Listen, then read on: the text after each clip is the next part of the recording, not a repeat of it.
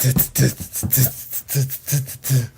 don't really know. What's up, everybody? Welcome to the first ever Explosion Network spoiler review thing.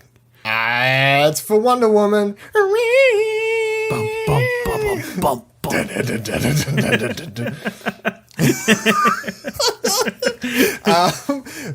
We're just going to be diving in full spoilers for Wonder Woman, the movie that's out. So if you haven't watched it, don't watch this unless you don't really care about spoilers, at which point, do what you fucking want. It's your time. It's your money. Actually, this doesn't cost money. Actually, should we start a Patreon? We should probably just talk about the movie. So let's just start with the first round table. General consensus, if you liked it or not. And do you think it's the best DC film? Because that's the going craze. I like it. It's not my favourite DC film. Ciaran? What are we defining as DC movies right now? Are we defining just all DC movies that have been... They're Man of Steel onwards? Like their proper universe. Okay. I liked it. I think I might be able to deal with it better than I dealt with the other three. Oh, deal with it. Yeah. Nasty. He's so aggressive straight away. I've got to deal with it. Yeah. To be you honest. just want to hear what I hate about it. You want to start off with that negativity. Pretty much. I enjoyed it. The growing opinion, everyone likes it. Like general consensus of the internet. It's not that I don't like it. Like I enjoyed it, and I enjoyed watching the movie. It was just there was some points in that movie that really, really bugged me just watching it. All right. So my first one is, as we've already done this video, I hate that soundtrack. I hate that soundbite with a passion. There was the scene where she's like fighting through the room of Germans. The only scene that really annoyed me with that song, the first time it came on in the first fight, I was like, this is fine. When she's fighting the Germans or whatever for the first fight. The time it did annoy me is when she's fighting the general dude in that tower. And then she's on top of the roof fighting that dude, and then it kicks in there, and I was like, no. But the first time they used it, I was fine with. But the second time, I'll give you. Yeah, no, I was just like, because you know what? It was, I was actually really impressed with how much of a war movie it started off being, in like that I know, right? End of the first third, start of the second third. I was really impressed with how much of a war movie it was. And then it quickly spiraled into frustration for me a little bit with it. Because, that scene where she's fighting through the room of Germans and destroying them all, and then it cuts to this slow-mo scene of her slow motion like spinning around and kicking somebody, and as it does that like extreme slow-mo right in the middle of the shot, it goes to that music, and it just instantly took me out of what I was watching. Instantly, I went, "Oh yeah, this is a superhero movie." Okay, I like the theme song, although I think it's overused. It was just used too much. It was just, I understand. It was used in the wrong places. I understand. In Batman vs Superman, I only needed to hear it once, actually. In Batman vs Superman, totally understood that it was like, this is what Wonder Woman's theme music's going to be. Remember this. We're going to play it a lot now, so you know what this theme music is. But if I was watching it and I felt like they wanted to be like, hey, remember, you're watching Wonder Woman. Remember? And I was like, I know what I'm watching. I'm watching Wonder Woman. Like, come on. And that was my first irk. My second, I've got a small list. My other one is back to the whole, it was a good war movie for that second and third, like for the second half especially. The thing that really bothered me is that they went out of their way to show the destruction of war, like there was people with limbs blown off and stuff like that, but they did not show a single drop of blood when it came to Wonder Woman. Like, not a single thing. She drove a sword through a dude on top of a tower. Yeah. They saw the underside of the sword through the bottom of the tower without a single, like it was clean. And that frustrated the crap out of me. They drive this line. Sorry. They like sit on the line between PG and M, like very, very finely. And it annoys me that they're okay portraying the bad guys like that, but like the good guys, when ever since this DCEU started, I've heard the word gritty being thrown around a lot. Like, it's all grittier. Like, it's way grittier than Marvel. And then to see that where, like, she's hitting people with her sword, and, like, even in the fight scenes where she stabs somebody, it's not really a stab, it's a slash, and nothing seems to happen of it, which just... It's a little bit of a neg for me, just because they're trying to portray it as a war movie, yet they're removing that war movie from their centralized character to show that, like, so she gets seen in a positive light, I guess.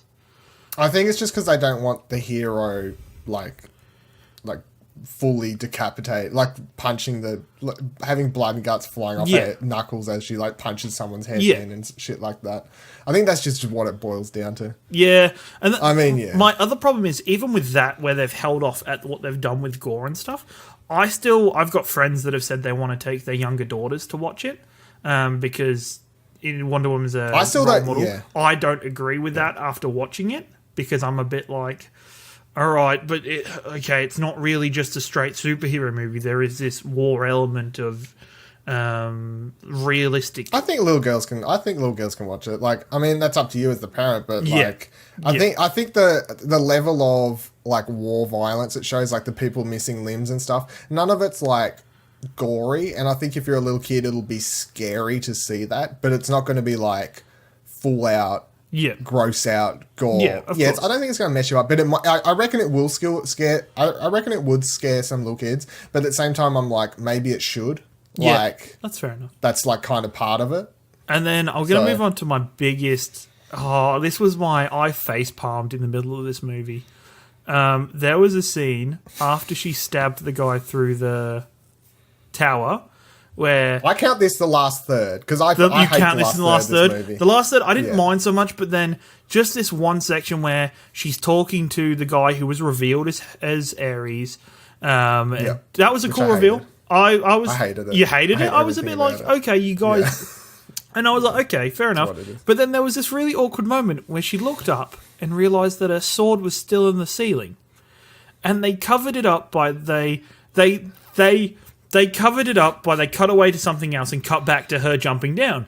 So in my mind, what has just happened is she has gone, hold up, Ares, give me 2 seconds, please. In my head, I had this awkward comedy skit of, like, her trying to pull it out for like 2-3 minutes awkwardly, like just trying to lift it and struggling, and then being like, I'll be with you right in a second. Just give me like 2 seconds.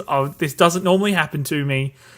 Like, it got caught. I'm really sorry. I didn't expect this. You could have given me a bit of decency. And then it cuts back to her. It cuts back to her jumping down, and I was like, guys, how is that a thing? What did you just do? That's horrible. All right, this is my final, like, mental plot point that I have that's really frustrating me. Is that all of this movie is based on the fact that Chris Pine's character rocks up on the beach. Like, all of it is he's rocking up on the beach. Now, if you replaced him with a German soldier instead, like, instantly, a completely different thing happens. People have been, like, thinking about this since it was fucking made. Like, and even I was watching it, and I'm like, oh, okay. And then I watched it, and I'm like, yeah, if that was a German soldier, she would be fighting for the Germans, and she probably would have got the guy quicker without killing them, and she probably would have won the war for them. Maybe. And I'm like, for these people and I support it fully, it's a feminist movie, it's a feminist role model. But then, it's kind of a slap in the face to feminists when the whole movie kind of rotates around her love for this guy, and that this guy's sacrifice was what pushed her over the edge to do the right thing. If I'm looking into this way too much. No, you're looking at it wrong. I'm looking at it wrong. That's probably fair. It wasn't like their it was just his sacrifice is more like it represents that human race, like mankind's better than what he's saying. Yeah. Yeah, like he's saying that all of mankind's pieces of shit, and like he didn't even tell them to do this stuff. He just gives them the weapons, and they're just all going to fight each other. And then she sees him go up there and sacrifice himself, just for the greater good. And she's like, yeah, that's what that was. It wasn't like I love him so much. Oh my god! Like she got angry about it, sure, because she had a they have a thing. I actually really like their chemistry. Those two are great in this movie. I like their relationship, and I like the way they portray it, and I like the way it's never like cheesy romance or anything like that. It's just like in the comics and everything, those two have like a partnership, like they'll do jobs together and stuff like that. Like the war's continuing, and Steve Trevor will be out on some mission, and she'll go along and like help him and the rest of his army and stuff like that. And you could picture that, like if he hadn't have died, you could picture that kind of relationship happening in a sequel or something like that. But I think having him die is like, because they could have kept him around for the sequel, obviously. Could DC pull a fast one and be like, wait, guys, he survived? Fucking please, could they pull a fast one with that? Like, no, because that's what I mean. Like about his death meaning so much to like, yeah, for her specifically. Because the other thing I really really like about this movie, and like one of the big changes worth pointing out, is that they moved from the comics. They moved her like origin story from World War II to World War One, which is interesting. I didn't realize it was World War One when I was going into it. I always thought it was World War II for some reason. Like, yeah. Yeah, well, her normal origin stories usually takes place around World War II, but they've moved it all the way back to World War One, and it works on many different levels, but not the least to show that by the time you meet her in Batman v Superman, and she's more or less like obscene shit, and like the human race is kind of fucked up, you're like, oh, she's seen shit. She's been there since the first war. You're like, oh, she has to go through this war. Like, she's got so many more, when you think about all the events in human history that she's going to be a part of or witness as time goes on. Because presumably, in my mind, the other part is that she never makes it back to Themyscira. Like, she's never going home again. Like, I don't think she ever goes home between that movie and Batman v Superman. Well, she's banished. She got banished by her mother. She's not banished. She can't... It's hidden. She doesn't know how to get back. Right. It doesn't take them long to get from... It takes them, like a day to get from there to London or night? Yeah, even with, like, the tugboat help, it's still, like, very fast, so... Hey, whatever. them ships. That part did make me laugh, though, when she's looking at London. He's like, welcome to London. She's like, she's like, it's ugly, or like, it's awful. Like, I'm like, yeah, it's like, yeah. Still I guess it is when you look at it like that. It's a lot of grey. So my biggest problem was the entire third act, just all of it, and I mean from the moment they get to that final army encampment place, whatever. From the moment she starts fighting that stupid German general dude, and then Ares shows up, I hate all of it. Apart from the fact, I really really like Steve's sacrifice and all that, and I think that was great. It's like one of the best moments in the movie. But the whole of that, when all of a sudden it looks very much like Zack Snyder took over the directing role, because it looks like 300 or Batman v Superman or whatever. Like, it's a whole bunch of shitty CGI. He's a shitty CGI character, and they obviously filmed it in a giant green room with people on elastic cords jumping around from one another. And especially when you compare it to the last 2/3 of the movie, which were obviously filmed on like actual locations, look great. The people riding around horses, it's green. There's actual cities. It's like, oh, this is great. Look at all these real set. Yeah, look at all these sets and Dave. Like, it's just amazing. And then it gets that last scene, and it's just like, oh, cool. Oh yeah. And just in case you forgot, this is a comic book movie, and we're gonna have this video game boss battle, which I fucking hate. Like, one of my other bigger problems with like Guardians of the Galaxy Volume 2 was the last battle, where it's just two characters smacking each other with shit that you're like, what's even happening? Like, who even... Like, I don't care. For some reason, comic book movies, they feel like... I don't know if it's the directors or studios. They're like, yeah, by the time you reach the end of the movie, you got to have like a 20-minute fight where two characters bash at each other, and we can pay someone $1 million to do CGI on this, and that'll be fun. I'm just like, why? Like, the movie didn't need even Ares to be in it. Save Ares for like a sequel or something. Like, his build-up didn't even feel... I'd rather him... I would have liked it more if he wasn't in it. Like, I would have liked it more if she still came to that realization that this was all happening and Ares wasn't directly involved. Like, yeah, have her kill that general dude still have Steve sacrifice himself. All that shit. Even if you somehow made the poison chick like stupidly powerful somehow, or something happened No, with her. I don't need it. See, I thought they wasn't going to do the big boss at the end of it, because for most of the movie they have that general dude and they have Dr. Poison, and they're both very much like secondary evil villains. Like they're there, you understand what they're doing. It's like, oh, they got a big bad gas, they're going to kill heaps of people, but they're not like you're like, oh, they're definitely going to fight at the end of the movie. They're just there in the background as kind of like this means to push the plot along, like, oh yeah, they need to stop this gas. And like I think you could have just had her kill both of them, or like, I don't know, some resolution to that, and still had everything that happens at the end of that movie, like Steve sacrificed himself, her realizing that the human race isn't all she thinks it is, and you know, like there's blah blah blah. You could have had all that without this just 20-minute garbage fight. Like it's just not fun. Like when I'm going to go watch it again tomorrow, and I'm looking forward to all of it. Until bar that, like, until that last fight, because it's just boring. The only thing is, I was really interested in the choreography of all the fights leading up to it beforehand, except for compared to the comic book stuff, she never uses the whip in the comic books as much in mid battle as they turned out to be at in the middle of the movie. Like there was a lot of that whip stuff was fucking awesome though. The fight. It looked fucking awesome. In the town there, where she's standing next to Steve and she's like grabbing people and stuff like that, and the camera like swings around them. I'm like, this is awesome. It's fucking looks cool. But that's what I mean. Like that whole sequence, like that's my favorite sequence in the movie, is where she takes off the coat, climbs up the.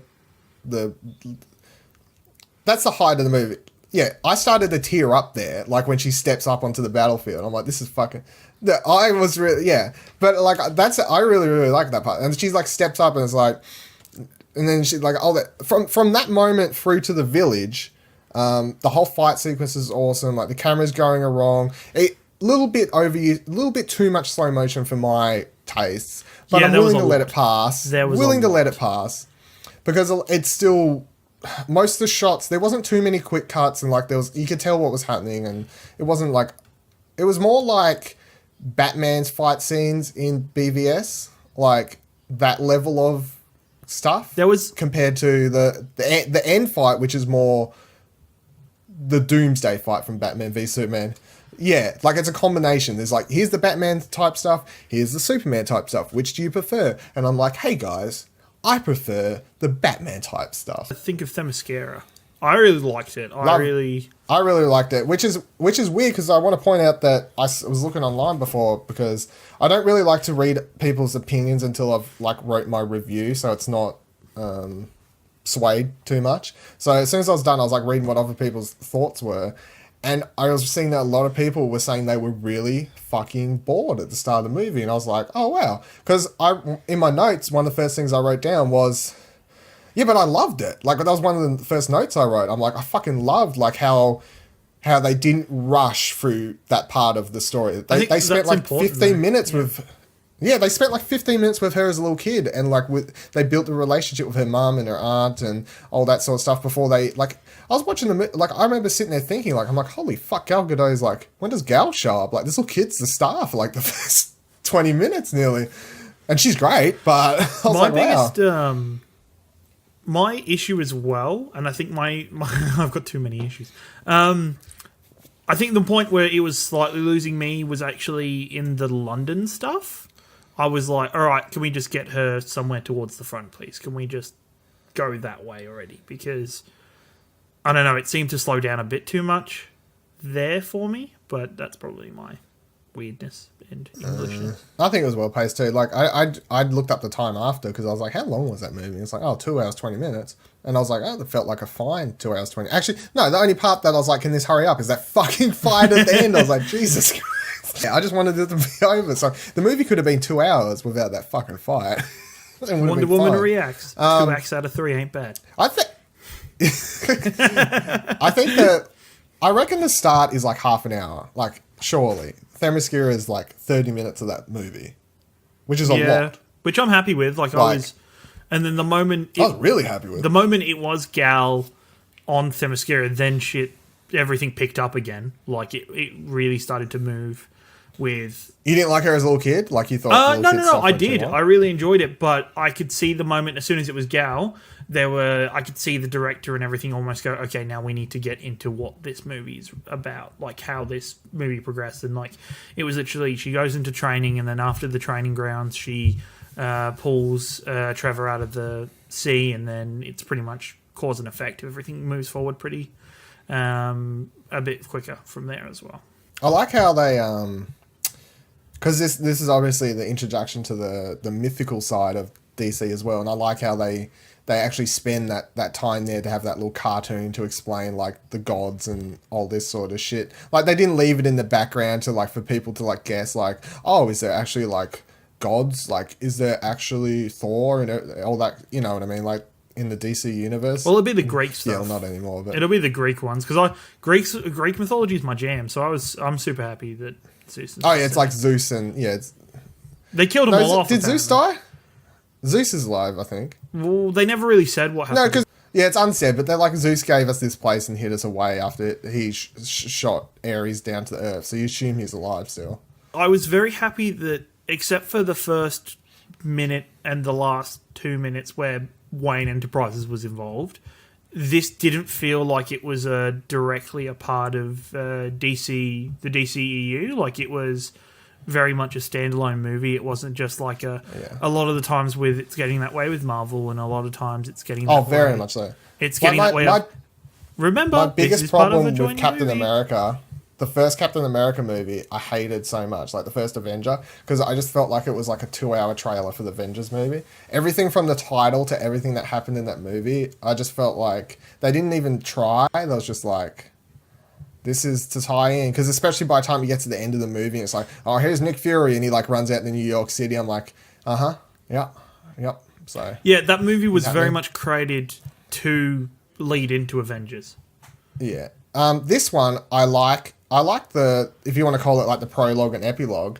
I think they're short enough, and they like if you haven't watched any other DC movies, you could watch those two scenes out of context and it still makes sense. And that's the reason why it works, is because they're two very short scenes that if you have watched the other movies, you're obviously like, oh, so this is after BVS, like she's working with Wayne now, she's like in Paris for whatever reason, like collecting artifacts, all this sort of shit like that. But if you don't know that, you're just like, oh, she's like this girl, like this is the present day, she's here. Like it all makes sense, and that's why it works, and that's why it doesn't feel like it's forced tie-in. And I think the other part that has me excited about that is that when we get to the Aquaman movie, are they just going to follow the same kind of thing? They're going to like bookend with these short prologues and epilogues before shooting into the origin story. I don't think it'll be. I think because it'll be harder with Aquaman, because Aquaman will still be set modern day, so it'll be harder for them to avoid stuff. Let alone this one is set in World War One,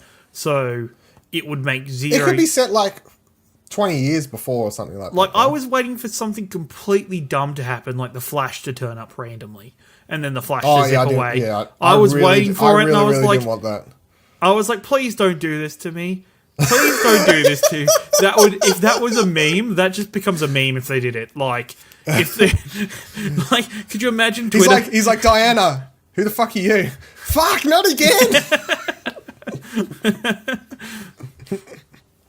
Worst Flash ever. Imagine if they had CW Flash just pop in. Yeah. No. Like, damn, wrong universe. Wrong universe. God, yeah. Got him. And I was actually both like that there was no after credit scenes. If you tell me there was an after credit scene, I was going to cry. No, there isn't one. I was like, so, well done, good job. Good job for holding. So Suicide Squad had one, but I mean, as far as the credit sequence go, that's like, it wasn't really it. So the difference between what DC's done so far with that little one, and if they decide to do another one, because they did an interview with one of the DC movie guys, and he was like, "Oh yeah, we're not against doing them. We'll just do them if we feel like they're like necessary or like if we want to." But he's like, we're not going to just chuck him in for the sake of doing it, which I'm fine with. It's like, whatever. What are they going to show at the end of that? It would have been like set up for Justice League or some shit. So it's like, we don't need that. The last scene could have been, hey, that dirt's still floating. Hey, Superman's still alive. What do you want from sequels? Because they're going to do a sequel to this, obviously. And what do you reckon they're going to do? Are they going to after Justice League and they eventually swing it back to Wonder Woman 2? Is it just going to be set after this one? So we'll go for like World War II or some shit like that, or do you reckon they'll just like make the next one fit in like present time somehow? I'd like a Batman and Wonder Woman like buddy cop movie almost. Like that'd be kind of cool. I want one more in between because, so at the end of this movie, she's very much like accepted what she's like. Yeah, humans, well, mankind can be greater. There's something of them. Like, sure, some of them are shit, but they can be greater. And then by the time we meet her in BVS, she's like, mankind sucks. Like, I don't really want to help you. I don't want to help you. Can you just all leave me the fuck alone? So somewhere between Wonder Woman and BVS, she kind of just gives up. And for what reason? Well, there's almost like the thing where it's when you look at her where she lives off at the end of like this movie, you're kind of like, well, honey, World War II's about to happen, and that's a whole nother bunch of kettle of fish there. Like, you've got no idea what's coming. The other thing is, I thought that dude was like really miscast as Ares. I wish they'd let that character and that Ares persona build. Like, I wish that would have continued into a second Wonder Woman movie where... Yeah, a second or a third one. Like, where, and then, as a character, as a audience member, like, watching that, and then all of a sudden, this guy that's been helping them the whole time, being Ares, would have been like, oh, shit. Yeah. Okay. Exactly. Wow. Why That's did he awesome. reveal himself here? Yeah, like, why? This feels rushed. This feels very Why? rushed. I don't get it. I'm just like, you could have built this guy up. I'm paying for my meal Apparently before I not. ordered. And he's like, I've been on Earth for, 1,000 years now, but for some reason I can't, like, this is my final plan. I don't understand. That last third is bad, but I don't think, but to me, I really don't like that last third, but it makes so many bad decisions, but for some reason, but the 2/3 before it, I really, really enjoyed that it kind of just makes up for it, that last half hour, 20 minutes, whatever the fuck it is. Ugh. I just blocked that part. Maybe when I go see it tomorrow, as soon as that scene starts, I'll just tap my friend on the shoulder and be like, good luck, champ, and just leave. You're on your own. You're on your own. Much like Nick. I'll walk into the show. I'll walk into the next showing next door and just watch the first half an hour of the movie again. First half instead of again, the last half an hour. All right. Any final thoughts or overall? I would still opinions? say, no matter my cringy moments and my negative thoughts on it, still go see it. Still totally go see it because. Do you want to rank them? Do you want to rank your DCs? It's not hard to do. There's not many. Which ones are we going off? Are we just doing like the current 4 that's been out in this? Like the actual the universe. 4? The actual universe? Yeah, Suicide Squad, Man of Steel, Batman v Superman, Wonder Woman. All right, so going from worst to best, Suicide Squad. Yeah. Suicide Squad and Batman versus Superman are very close to each other. Man of Steel, Wonder Woman. Mine is Suicide Squad, Batman v Superman, Man of Steel, Yep. Wonder Woman, Batman v Superman Ultimate Cut. I Theatrical really like releases, please, to me. I think I gave like the original Batman v Superman to me is like a 5 or 6 or something like that. Like I don't think it's terrible. I think it's okay. The Ultimate Cut to me is like an 8 or like something around there. I think it's like a huge improvement. I think you either do it right the first time or you don't do it at all. I don't count like extra cuts or anything because. Oh yeah, for sure. But as far as I'm concerned, like when my dad was like, "Oh, we should watch that new Batman movie," I'm like, "Hold on. Watch my Blu-ray copy," because he was going to rent the normal one. I'm like, "Don't watch that." He's like, "Why?" I'm like, "This one's like half an hour longer." Ugh. But this is the actual version of the movie that they should have put in cinemas. Like, anyway, that's probably going to wrap it up because this is like a long one. If you watched all this, wow, great job. This is the first one of Explosion Network's react video things, reviews, review discussions, maybe, is a good way to go about it, maybe. We're going to work on what exactly the fuck these things are, but this is the first one, and it was for Wonder Woman. You can find my actual review for Wonder Woman probably. No, really long it'll be on the typed review, which will be on the website by the time this goes up, because this won't go up for like fucking at least a little while. Ciaran. You can find me on Twitter at yourboyringo and also at twitch.tv/ringo_stars. Explosion out. Ba-na-na-na-na. Who is this woman? She's my secretary, sir. She's a very good secretary.